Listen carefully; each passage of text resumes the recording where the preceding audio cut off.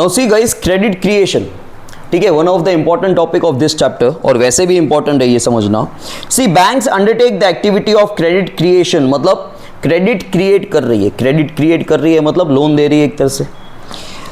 Credit creation to ensure that the supply of money in the economy fulfils the demand for the money. तो bank क्या कर रही है, bank activity कर रही है किसकी, क्रेडिट क्रिएशन की। क्यों, किस लिए कर रही है, क्योंकि मार्केट में जितनी पैसे की डिमांड है, मतलब लोग लोन मांग रहे हैं, जो उधार मांग रहे हैं, ठीक है, उसे फुलफिल करने की, सप्लाई करके, सप्लाई ऑफ मनी से क्या होगा, डिमांड ऑफ मनी को फुलफिल होगा। Bank create money from the existing stock of money.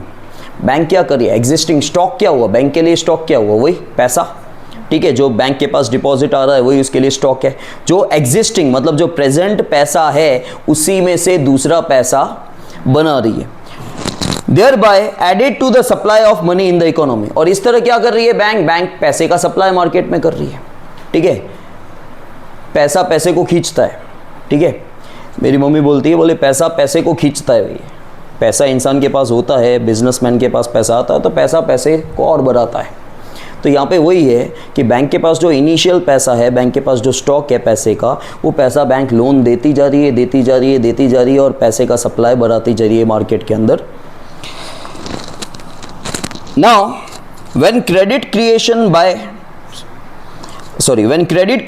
bank increases, the supply of money increases, and when credit creation decreases, the supply of money reduces। तो बोला गया है जब क्रेडिट क्रिएशन बैंक इंक्रीज कर रही है, मतलब बैंक ज्यादा से ज्यादा क्रेडिट क्रिएट करवा रही है, लोन दे रही है, तो क्या हो रहा है, सप्लाई ऑफ मनी भी, क्योंकि क्रेडिट क्रिएट इंक्रीज होगा तो सप्लाई भी तो इंक्रीज होगा ना, मार्केट में पैसा घूमेगा। और जब बैंक पैसा नहीं दे रही है, नहीं दे पा रही है, क्रेडिट क्रिएशन जब कम हो रहा है, तो सप्लाई ऑफ मनी भी क्या होगा, डिक्रीज हो जाएगा। See when a bank lends money from primary deposit, the borrower has to open an account with the same bank or another branch in order to deposit the check of the loan। ठीक है, तो जब bank क्या कर रही है, bank primary deposit में से, मतलब बैंक के पास जो भी रुपया है उसमें से वो क्या कर रही है, बैंक लोन दे रही है। तो जिसको भी लोन दिया उसको उसी बैंक में या उसी बैंक के दूसरे ब्रांच में अकाउंट ओपन करवाना पड़ता है, ठीक है। When the check is credited in the new account, अब क्या हो रहा है, जो पैसा बैंक दे रही है उसको लोन, उसी के अकाउंट में डालेगी, तो चेक उसी के अकाउंट में क्रेडिट होगा। It becomes a derived deposit for the bank। तो बैंक के लिए क्या हुआ, डिराइव्ड हुआ, ये दूसरी डिपॉजिट आई, ये प्राइमरी डिपॉजिट में से जो दूसरी डिपॉजिट क्रिएट हुई उसे बोलेंगे डिराइव्ड डिपॉजिट। डिराइव क्या होता है, निकलना, क्रिएट होना, ठीक है, आप साइंस में बोलते हैं डेरिवेशन, डिराइव होना, ठीक है। तो ये वही है कि प्राइमरी डिपॉजिट में से क्या हुआ, आपके पास ही पैसा आया। आप बोलोगे हमारे पास पैसा कैसे आया, भाई उसका क्योंकि अकाउंट आपके पास है। आप बोलोगे सर आपने तो लोन दे दिया ना, बैंक ने तो उसको लोन दे दिया, लेकिन उसका अकाउंट आपके पास है, तो पहले आपके पास ही पैसा आया है, तो वो जो पैसा आया आपके पास वो क्या हो गया, डिराइव डिपॉजिट, ठीक है। The bank can create still another loan account for a third person। So from this derived deposit, what happens? The bank can create still another loan account for a third person। ठीक है, पहले primary deposit आया, लोगों का पैसा आया, उस पैसे में से किसी एक बंदे को लोन दिया, उस बंदे ने आपके यहाँ पे अकाउंट खुलवाया, उसके अकाउंट में पैसा डाला, ठीक है, ये डिराइव डिपॉजिट हुआ। इस डिराइव डिपॉजिट में से तीसरा बंदा जो पैसा लोन मांग रहा है आपसे, उसको लोन दिया, तो जैसे ही उसको लोन दिया, अगेन उसने क्या किया होगा, आपके बैंक में अकाउंट खुलवाया होगा, ठीक है, तो एक अगेन डिराइव डिपॉजिट हो गया। तो यहाँ पे क्या हो रहा है, आपने जो आपके पास जो इनिशियली प्राइमरी डिपॉजिट था उसमें से धीरे धीरे धीरे धीरे आप क्या कर रहे हो, लोन दे रहे हो।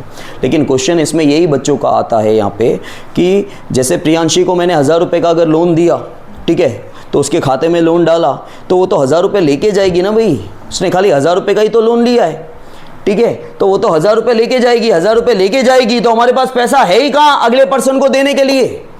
तो यहाँ पे छोटे मोटे अमाउंट की बात नहीं है, समझ में आया। The third persons loan become one more deposit for the, again जिसको भी हम लोन देते जा रहे हैं वो हमारे यहाँ पे अकाउंट तो खुलवाएगा, मतलब उसके अकाउंट में ही हम लोग पैसा डालेंगे तो हमारे पास ही पैसा आ रहा है। Thus a bank can create several deposits from a primary deposit। तो एक प्राइमरी डिपॉजिट में से बहुत सारे दूसरे डिपॉजिट बैंक क्रिएट कर सकती है।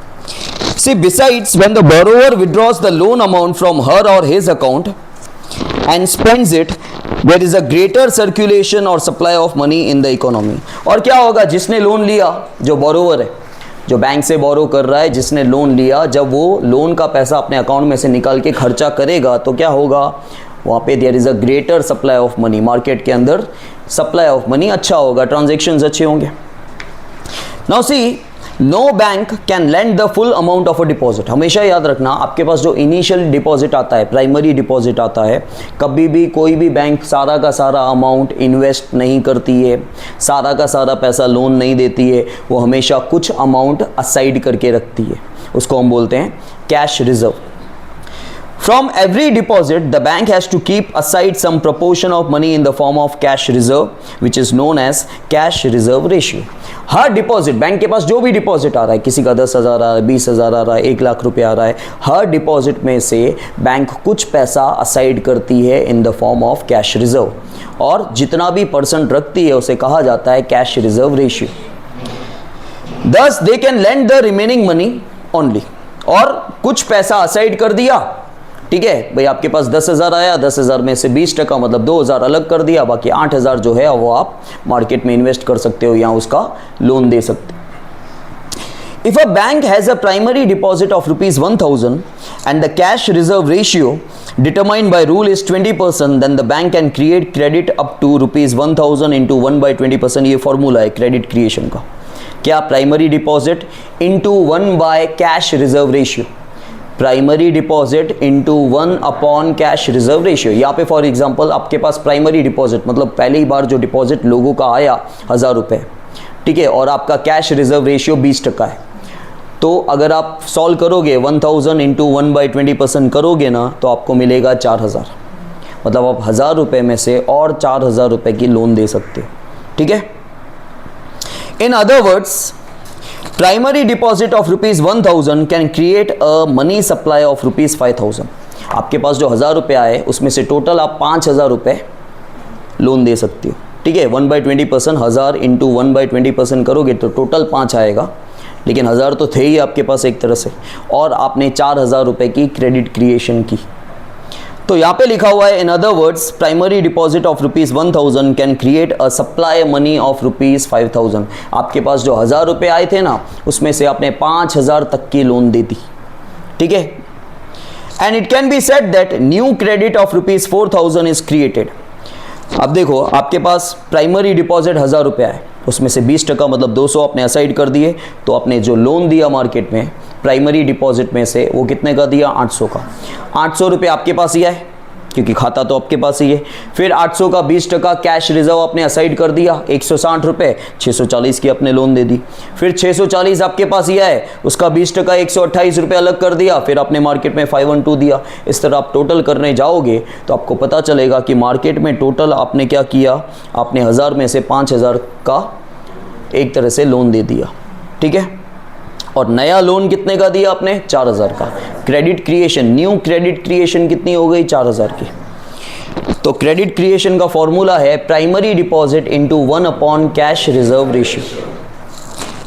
Now see, when customers withdraw more money than the deposited amount from their current account, it is called overdraft facility, and this also leads to credit creation. ठीक है, जब कस्टमर अपने account में से, अपने करंट अकाउंट में से जब ज़्यादा पैसा निकाल लेता है, जितना भी अमाउंट उसके पास है उससे ज़्यादा अमाउंट अगर वो निकाल लेता है, तो उसे ओवरड्राफ्ट फैसिलिटी कहा जाता है, ठीक है।